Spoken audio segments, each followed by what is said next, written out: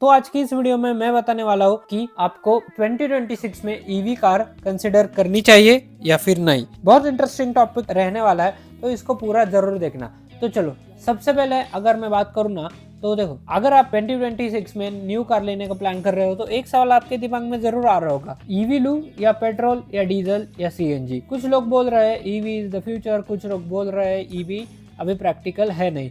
तो आपको कौन सी कंसिडर करनी चाहिए, ये आज की इस वीडियो में मैं आपको बताऊंगा। तो इस वीडियो को पूरा जरूर देखना, 100% प्रैक्टिकल ग्राउंड रियलिटी के साथ डिस्कस करेंगे। तो चलिए बिना देरी करते हुए इस वीडियो को स्टार्ट करते हैं। सबसे पहले 2026 में ईवी लेना चाहिए या नहीं, कौन से लोग के लिए ईवी बेस्ट है, कौन से लोगों ने ईवी अवॉइड करना चाहिए, इसके बारे में बात करते हैं। मैंने कुछ पार्ट्स में डिवाइड किया है, तो पार्ट 1 की ओर बढ़ते हैं। तो ईवी होता क्या है, आप बस सुनना यार, आपको विजुअल्स में नॉर्मली ईवी कार्स के लगा दूंगा, वो देखना। और मेनली आप सुनना है वीडियो, क्योंकि बहुत इंफॉर्मेशन मैं इस वीडियो में देने वाला हूँ।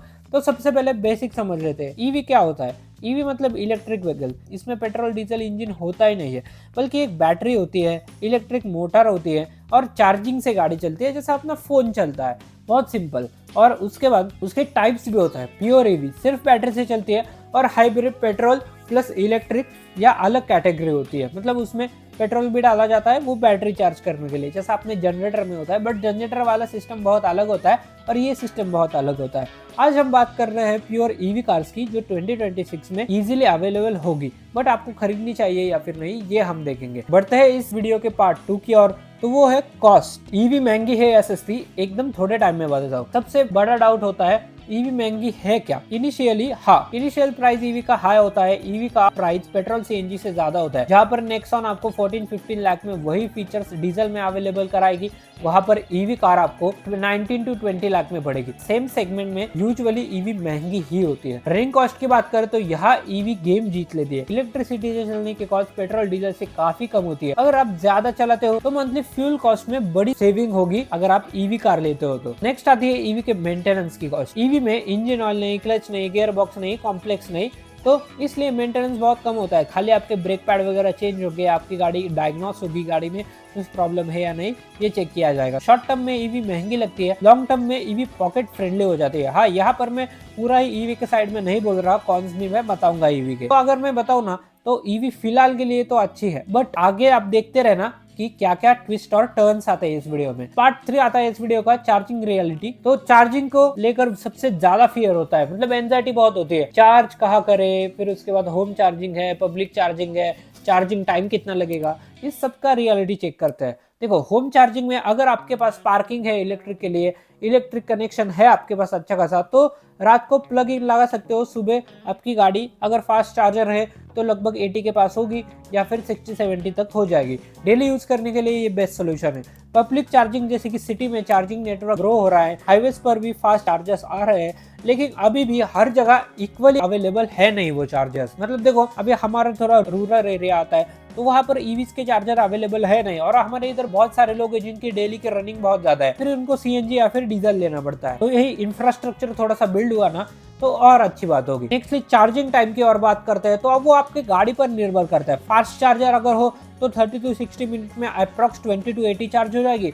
होम चार्जर हो तो ओवरनाइट में आपकी गाड़ी 80-90 तक चार्ज हो जाएगी। रियलिटी चेक अगर मैं कहूँ ना, अगर आप फ्लैट में रहते हो, जगह चार्जिंग अलाउड नहीं है, तो ईवी लेने से पहले 2-3 बार सोचो यार। अगर होम चार्जिंग पॉसिबल हो, चार्जिंग वगैरह हो, तो ईवी का एक्सपीरियंस भी आपके साथ स्मूथ हो जाता है और आपके गाड़ी को कोई प्रॉब्लम आती नहीं है चार्जिंग करने में, और आपको रेंज भी सफिशिएंट मिलती है। नेक्स्टली अभी फोर्थ पार्ट की ओर बढ़ते हैं, तो वो है सबसे इंपॉर्टेंट, बैटरी लाइफ, वारंटी और रिप्लेसमेंट। देखो, बैटरी लाइफ में अगर बोलो ना, ईवी का सबसे इंपॉर्टेंट पार्ट है। देखो, मॉडर्न बैटरी जो है ना, वो डिजाइन होती है लॉन्ग लाइफ के लिए।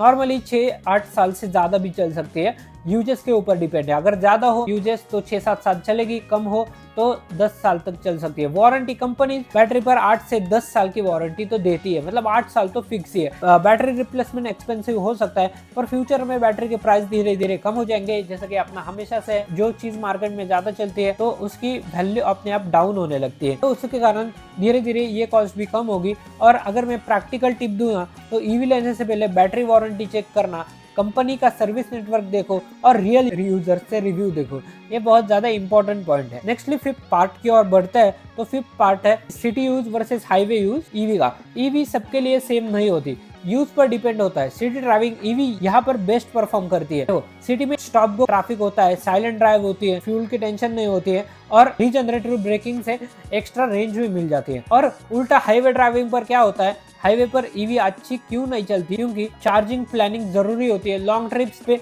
रेंज एंजाइटी आ सकती है, कहीं ना कहीं आप मजे वगैरह कर रहे हो बट आप रेंज की और आपका बार बार ध्यान जा रहा है और आपका डिस्टेंस ज्यादा है, तो वहाँ पर कहीं ना कहीं एंजाइटी आती है। और हर जगह हाईवे पर हमें फास्ट चार्जर नहीं मिलते, कहीं ना कहीं स्लो होते हैं, तो फिर 2-3 घंटा रुकने के बाद आपकी गाड़ी 40-50% चार्ज होती है बस। तो ये हाईवे ड्राइविंग का नुकसान है मेनली सिटी के लिए। फिलहाल अभी ईवी गाड़ियां बहुत अच्छी है। नेक्स्टली अगले पार्ट की ओर बढ़ते हैं, तो वो है environment and future proofing. EV का एक बड़ा प्लस पॉइंट है, ईवी का एक सबसे बड़ा इंपॉर्टेंट पॉइंट है एनवायरमेंट फ्रेंडली। ईवी में सिटी पोल्यूशन कम करने के लिए हेल्प होती है, नॉइज पोल्यूशन कम होता है और फ्यूचर रेगुलेशन के साथ सेफ चॉइस है। फ्यूचर में पेट्रोल डीजल पर बड़ी रिस्ट्रिक्शन आ सकती है बट ईवी को कुछ प्रॉब्लम होगी नहीं।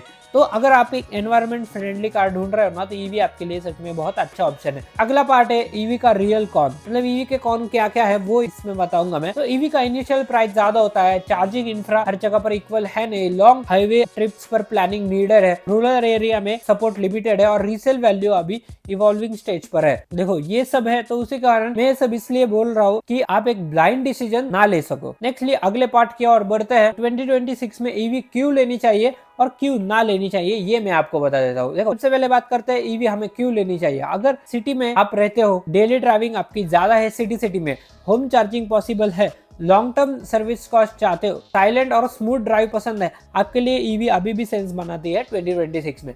बट 2026 में आप ईवी अवॉइड करो अगर आप रूरल एरिया में, मतलब हमारे जैसे एरिया में रहते हो, तो घर पे चार्जिंग का ऑप्शन नहीं है, रोज हाईवे पर 300-400 किलोमीटर की ड्राइव है, रोज मतलब हर एक दिन बाद है और बजट टाइट है और इनिशियल प्राइस का इशू है, तो ईवी आपके लिए बिल्कुल भी नहीं बनी है। इन पॉइंट्स को जरूर याद रखना और इसके ऊपर ही आप ईवी लेना। नेक्स्ट पार्ट आता है EV versus petrol versus CNG versus diesel. तो इसमें मैं आपको बताता हूँ शॉर्ट कंपैरिजन। तो रनिंग कॉस्ट में ईवी बेस्ट है, पावर और हाईवे के लिए डीजल बेस्ट है, सिटी यूज के लिए भी ईवी बेस्ट है। इनिशियल बजट आपका अगर कम हो तो पेट्रोल और सीएनजी चीपर हो सकता है। फ्यूचर रेडी कार चाहिए, ईवी बेस्ट है। और रिफ्यूलिंग कन्वीनियंस आपको चाहिए तो पेट्रोल डीजल आपके लिए एक बहुत अच्छा ऑप्शन हो सकता है। तो ये है। और इसका फाइनल वर्डिक्ट अगर मैं बताऊं इस वीडियो का, तो फाइनल आंसर यही है 2026 में ईवी लेना चाहिए या फिर नहीं।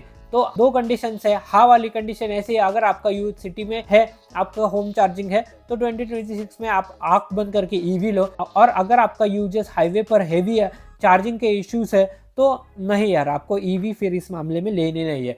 ईवी फ्यूचर है पर ईवी सबके लिए नहीं है। सही इंसान के हाथ में ईवी एक बेस्ट डिसीजन बन जाती है। तो यही यार आज का वीडियो आपके लिए। देखो मेनली शॉर्ट में बताऊं मैं आपको, कुछ लोगों को अगर समझ नहीं आया होगा तो आपको सिटी में ज्यादा चलना है, आपकी 100 किलोमीटर से ज्यादा सिटी में रनिंग है डेली, ऑफिस वगैरह आपका दूर है, तो आपके लिए ईवी सच में एक बहुत बढ़िया ऑप्शन है। क्योंकि चार्जिंग का कोई टेंशन है नहीं, सिटी में बहुत ज़्यादा चार्जेस होते हैं, कम भी चार्जिंग हुई कहीं पर भी चार्ज कर सकते हो आप उस गाड़ी को और कहीं से भी लेके जा सकते हो, बहुत कम समय में वो चार्ज हो जाएगी। बट आपका अगर हाईवे पर ज़्यादा रनिंग है, आप रूरल एरियाज में ज़्यादातर रहते हो, तो आज भी आपके लिए सीएनजी, डीजल और पेट्रोल सेंस बनाता है। तो ये आपके ऊपर है और आपके लिविंग के ऊपर है, आपको कौन सी गाड़ी लेनी है। फिलहाल यही था यार आज की इस वीडियो में। अगर आपको ये वीडियो हेल्पफुल लगा होगा तो लाइक करना, चैनल को सब्सक्राइब जरूर करना, बेल आइकन जरूर दबाना। मिलता हूं आपको ऐसे किसी नेक्स्ट वीडियो में, तब तक के लिए देखते रहिए यू एंड कार्स।